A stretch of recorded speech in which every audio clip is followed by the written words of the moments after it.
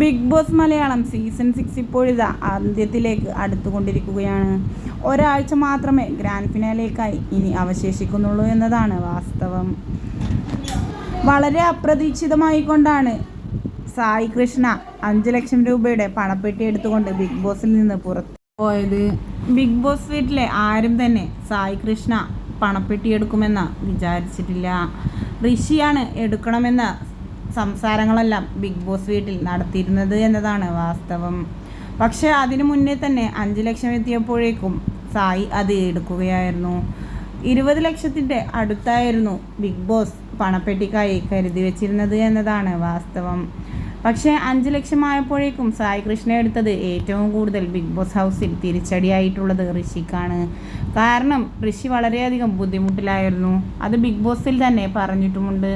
പക്ഷേ അതിനു മുന്നേ തന്നെ സായി എടുത്തത് കൊണ്ട് മറ്റുള്ളവരുടെ അവസരം കൂടി നഷ്ടപ്പെട്ടിരിക്കുകയാണ്.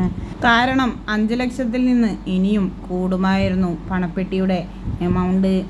അതുവരെ കാത്തു നിൽക്കാത്തത് കാരണം ബിഗ് ബോസ് വീട്ടിലുള്ള എല്ലാവരും തന്നെ സായിയോടെതിരാണിപ്പോൾ.